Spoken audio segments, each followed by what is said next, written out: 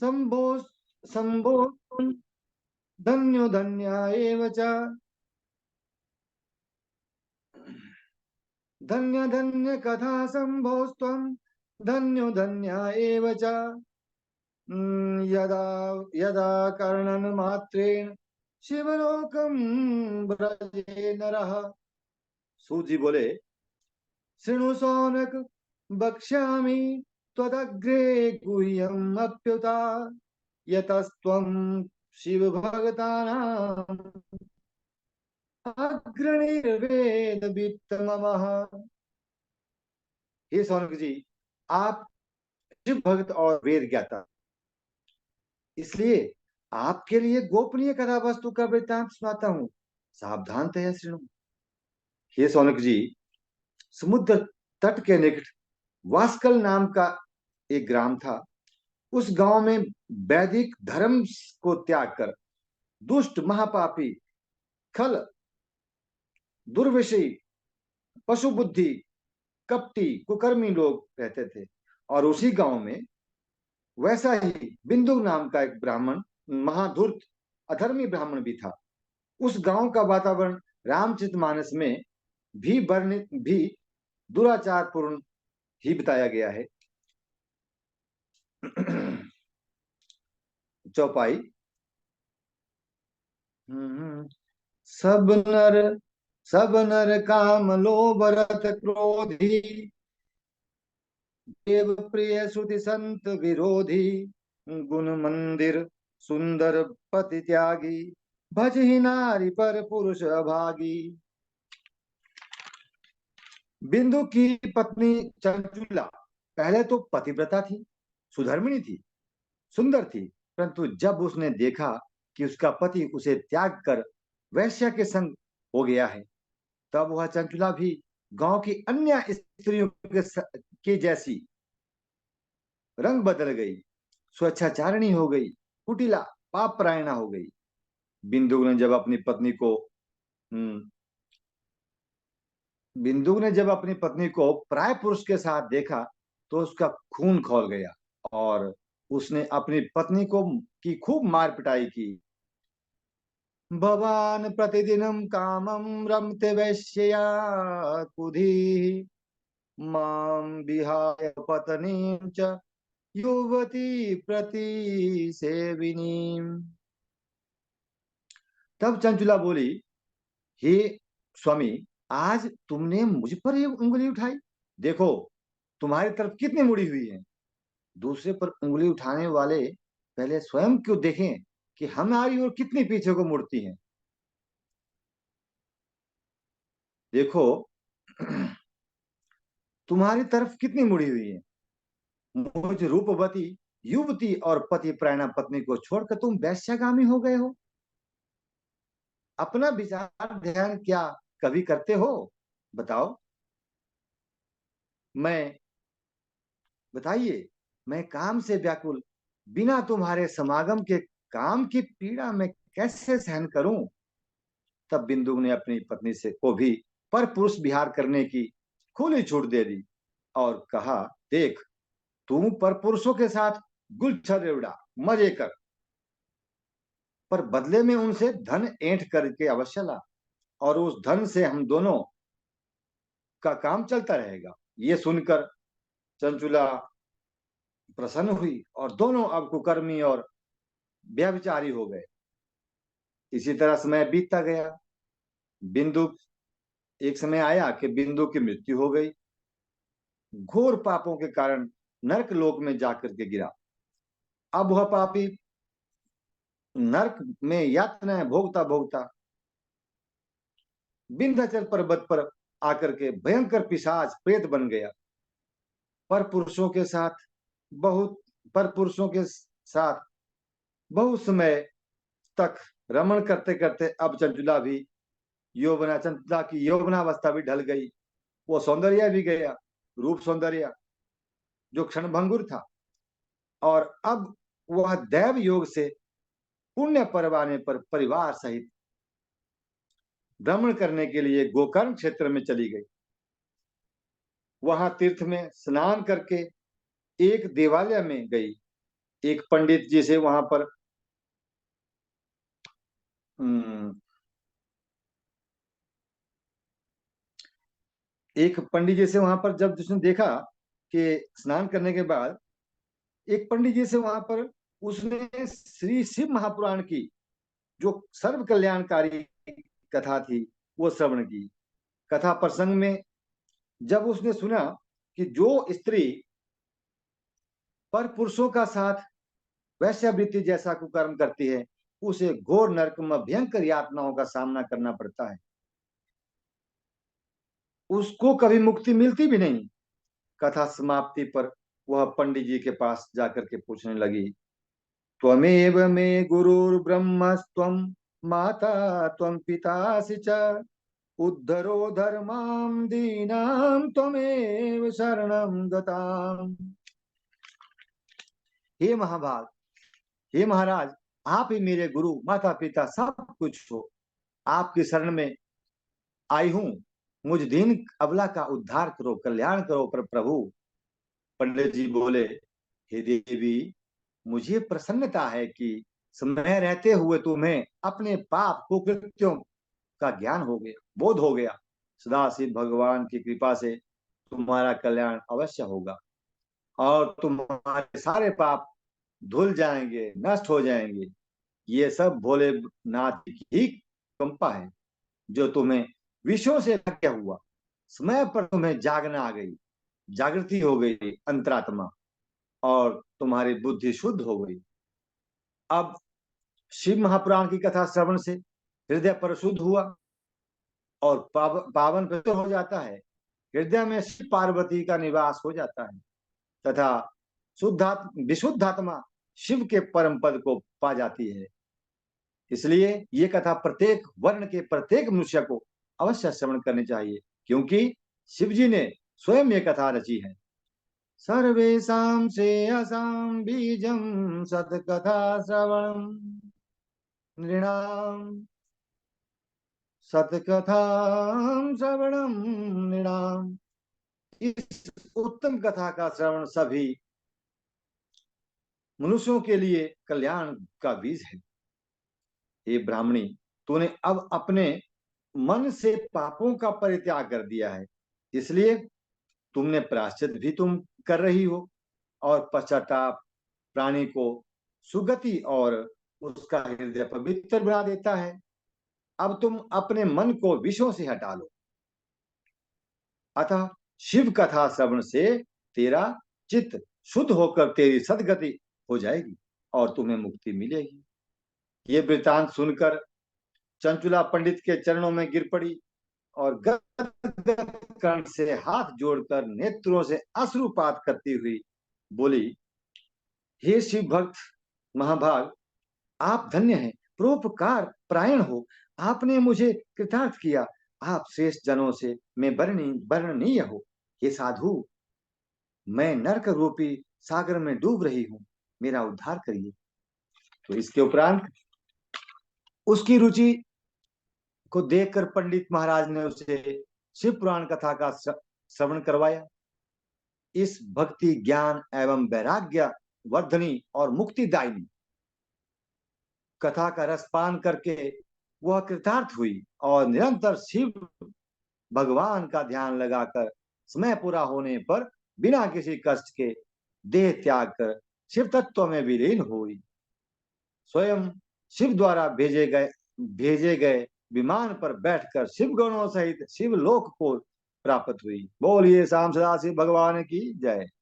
शिवपुरी में गणेश, नंदी, भृंगी, श्रृंगी इत्यादि, वीरभद्र इत्यादि अनेक शिव गणों सहित करोड़ों सूर्यों के समान प्रभावशाली त्रिलोचन महादेव जी के दर्शन, नीलकंठ त्रिलोचन महादेव पंचमुख चंद्रशेखर रूप में दर्शनीय शिव भगवान के बाम अंग में विद्युत सम गौरी माता जी भी विराजमान थी। कर्पूर गौरंग गरीशम सर्वालंकार धारिणम। गौरी शंकर के ऐसे दिव्य स्वरूप के दर्शन कर चंचुला उन्हें बारंबार प्रणाम करने लगी और माता पार्वती ने उन्हें दिव्य रूप प्रदान करके अपनी सखी बना ली। उसने दिव्य ज्योति स्वरूप सनातन लोक निवास पाया। अब चंचुला उमा देवी के साथ के पास जाकर प्रणाम करती हुई दोनों हाथ जोड़ करके उनकी स्तुति करती है। और कैसे?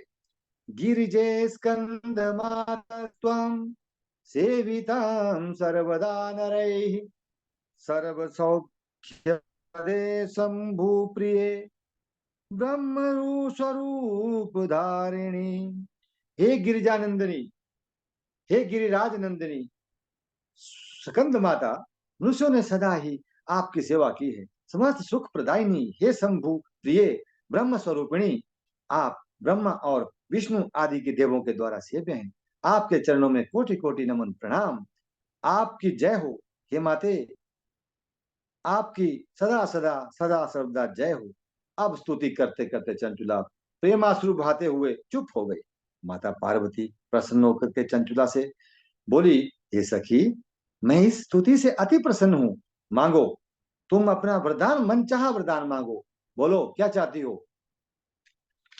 तो रुक क्यों गई? बोलो, बेझिझक बोलो, बिना डरे, जो चाहती हो मांगो।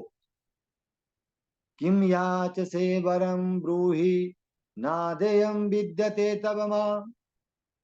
तुम्हें मैं कभी ना नहीं कर सकती। चंचुला बोली, हे दीन वत्सले, मेरा पति कुकर्मी दुराचारी पर स्त्रीगामी था। वह मुझसे पहले ही मृत्यु को प्राप्त हुआ।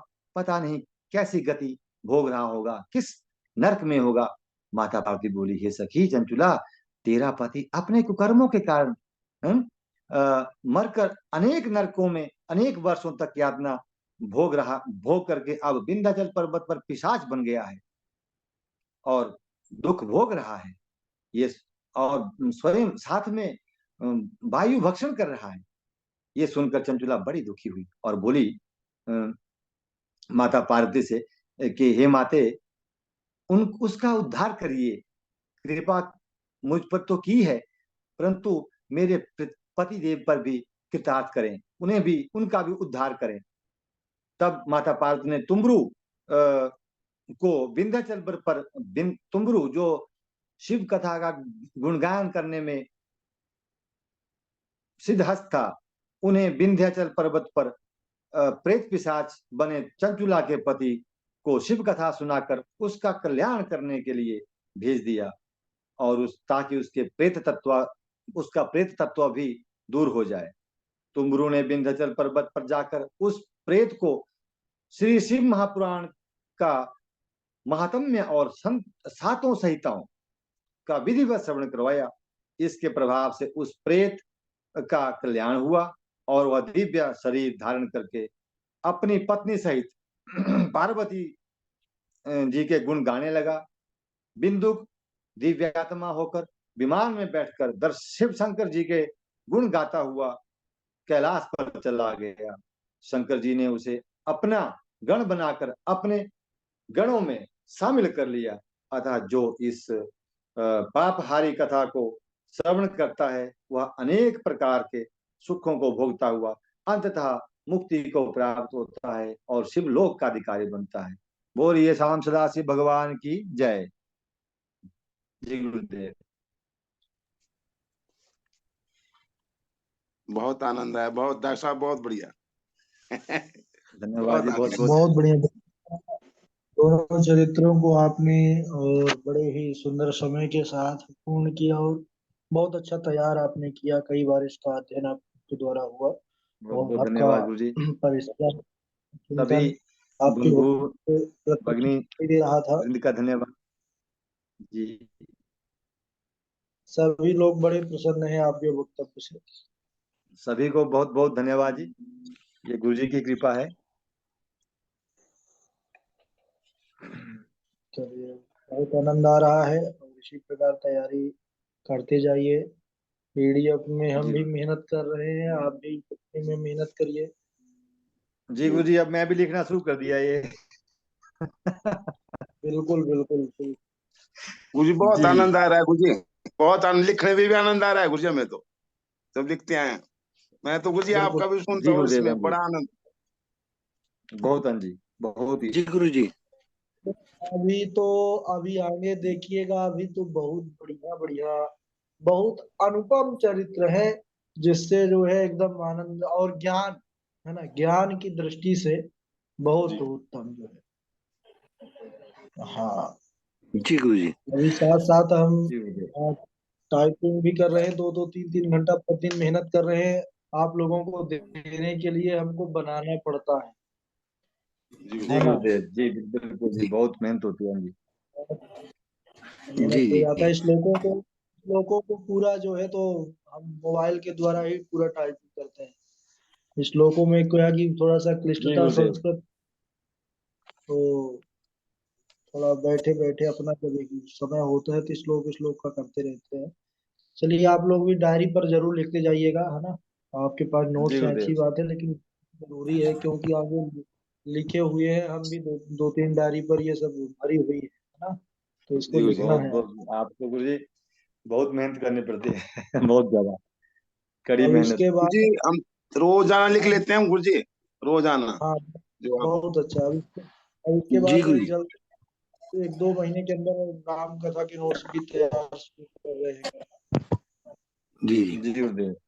जी। गुरुजी गुरुजी लिखाई तो पूरी बराबर हो रही है, और पहले की अपेक्षा ज्यादा अब अच्छी मेहनत होने लगी है। जी चलिए ठीक, बहुत अच्छा, तो ऐसा ही होना चाहिए। जी जी जी जी। गुरुदेव। बस अब गुरुजी शिव चमन लाल पुराण जी में गुरुजी सबकी चिंता। बहुत गूढ़ रहस्य हैं गुरुजी, इसमें है ना बहुत गूढ़ रहस्य हैं शिव पुराण में। जी हाँ जी। बिल्कुल बिल्कुल, बहुत बहुत बढ़िया। जी जी। अब वैसे तो ये कथा कहलाएगी कि बाकी शिव कथा ने, अभी जो शिव कथा चल रही है वो समझ में नहीं आती क्या शिव कथा रहती है। जी जी जी, जी बिल्कुल। जी। हाँ, वो चमन लाल जी गुरु जी सबकी चिंता करते हैं, लेकिन उनकी पता नहीं कोई चिंता करता है कि नहीं करता। नहीं नहीं, करते गुरुजी बैठे हुए हैं करते हमारे, हैं गुरुजी हमें कोई कर, चिंता करने की जरूरत नहीं है, गुरुजी बिल्कुल बैठे बिल्कुल हुए भैया। हैं। मेरे लिए गुरुजी बैठे हुए हैं। चिंता सारी हमने गुरुजी के ऊपर छोड़ दी है। बस बस बस। जी जी।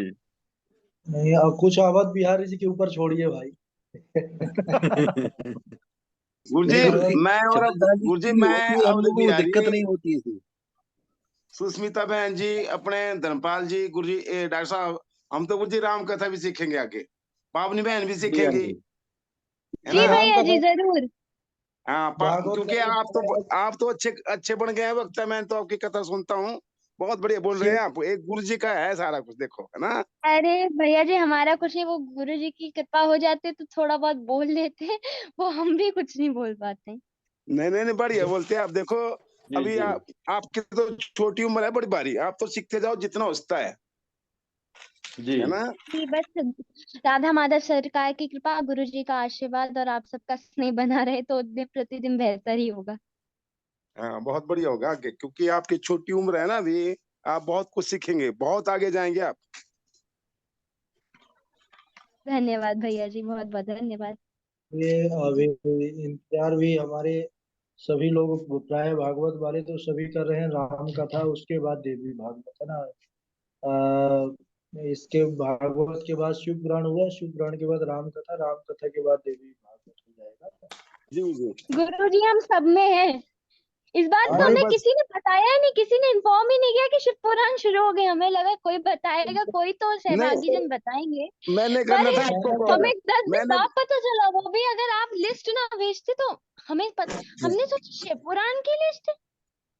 अरे मैंने नहीं, शिव इनसे किया था उस बार से पता, मैंने कहा मैं पावनी बहन को भी करूंगा कॉल, पर हो ही नहीं पाई आपको, मैं कुछ ऐसा व्यस्त रहा, भूल ही गया। ये चलिए, कोई बात नहीं, उससे तो जानकारी ग्रुप आप देखती नहीं थी, बाकी ग्रुप पर जानकारी निरंतर पहुंचता था, 2-3 जी बार। गुरु जी, वो आशीष भैया है ना, जी उनकी हम राम कथा उनकी हो रही थी यहाँ कानपुर में, तो हम गए हुए थे वहां पर। तो वहां पर पूरा समय कथा में ही लग जाता था, फिर आके बस भोजन करके बहुत जल्दी ही शयन हो जाता था, लेट ही नहीं होता था, 7 साढ़े 7 सब भोजन करके